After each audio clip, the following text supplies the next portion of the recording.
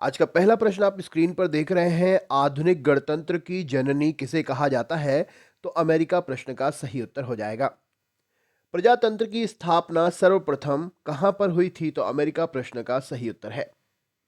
विश्व में सर्वप्रथम लिखित संविधान कहां लागू हुआ? तो संयुक्त राज्य अमेरिका प्रश्न का सही उत्तर हो जाएगा।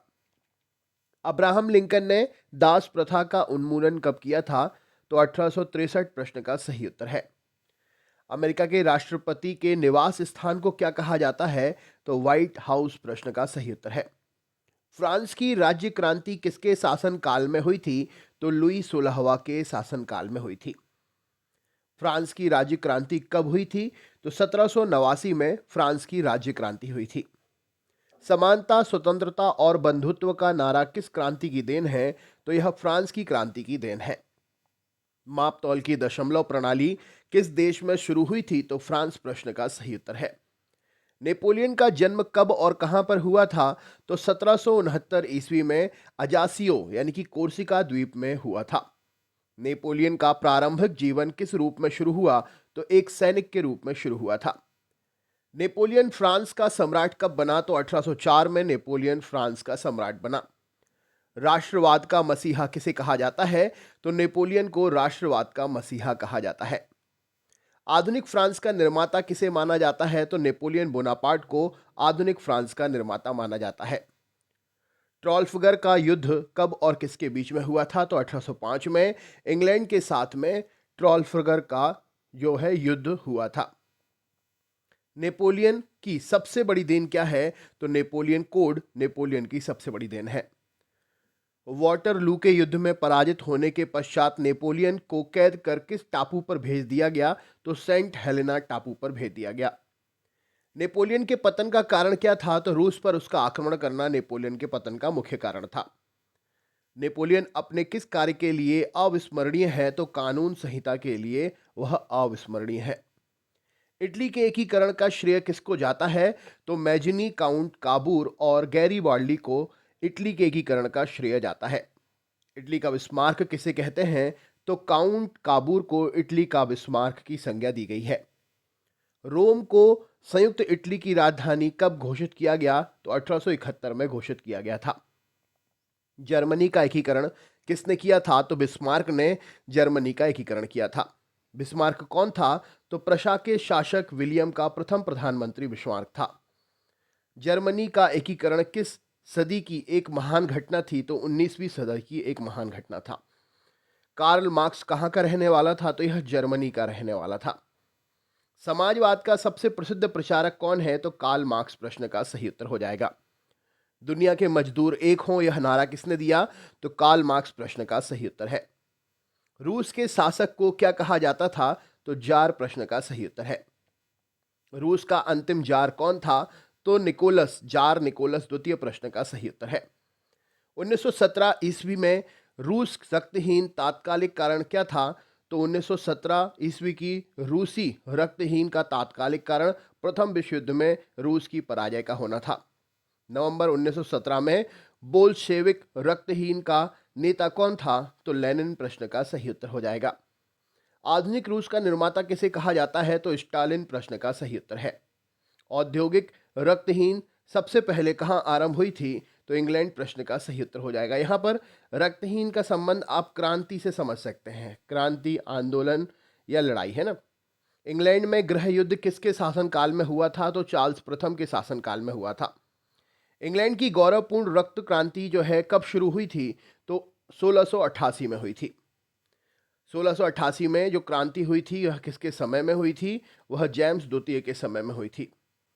100 वर्षीय युद्ध किसके किसके बीच में हुआ था? तो इंग्लैंड और फ्रांस के बीच में हुआ था। गुलाबों का युद्ध कहां पर हुआ? तो इंग्लैंड में प्रश्न का सही उत्तर हो जाएगा।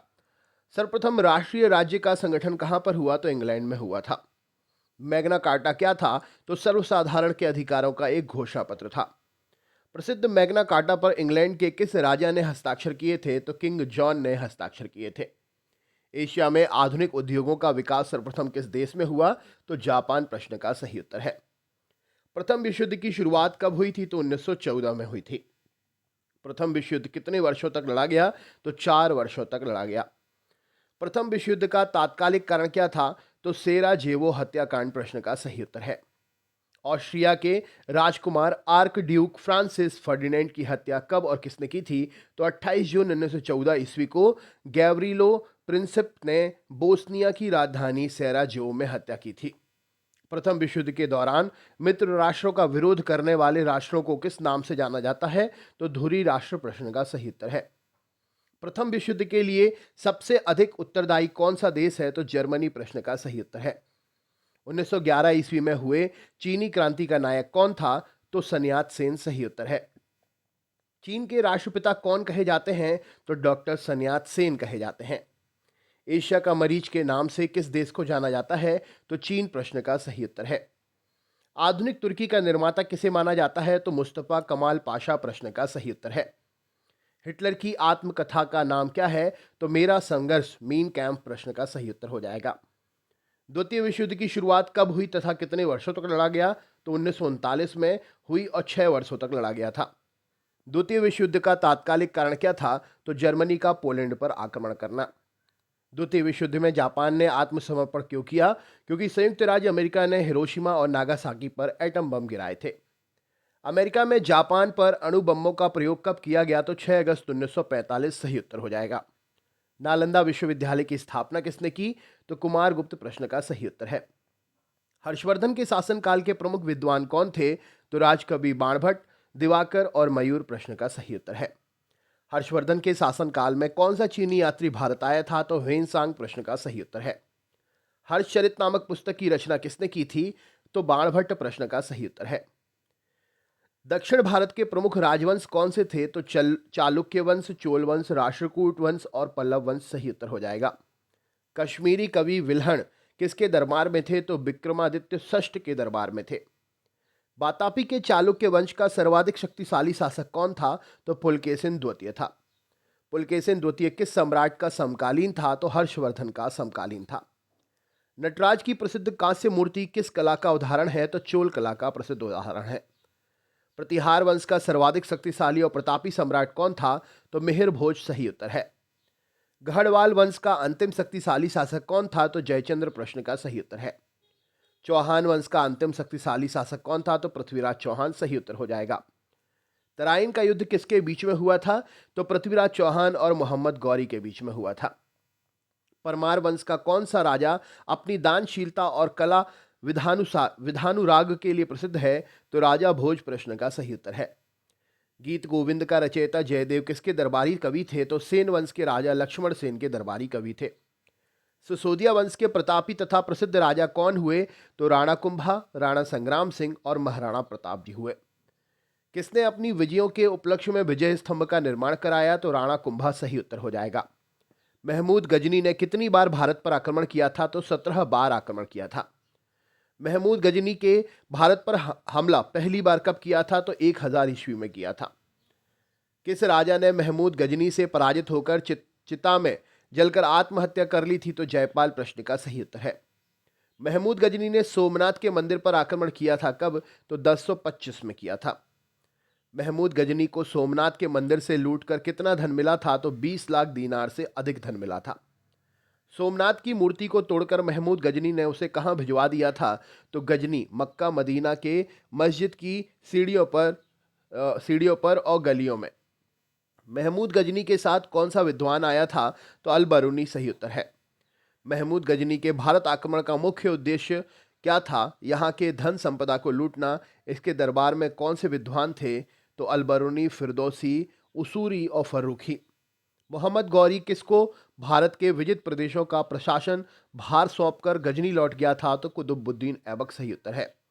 भारत में मुस्लिम साम्राज्य की स्थापना किसने की थी? तो मोहम्मद गौरी ने की थी। कुतुबुद्दीन ऐबक ने हिंदू मंदिरों को तोड़कर उनकी सामग्री किन किन मस्जिदों का निर्माण कराया था? तो उनकी सामग्री से दिल्ली में कुतुब उल इस्लाम मस्जिद का और अजमेर में 2.5 दिन के झोपड़े का निर्माण कराया था। लाख बख्श के नाम से कौन प्रसिद्ध है? तो कुतुबुद्दीन ऐबक प्रसिद्ध है। कुतुब मीनार को किसने पूरा करवाया था? इल्तुतमिश ने पूरा कराया था। एकता प्रणाली को किसने चलाया? तो इल्तुतमिश ने चलाया था।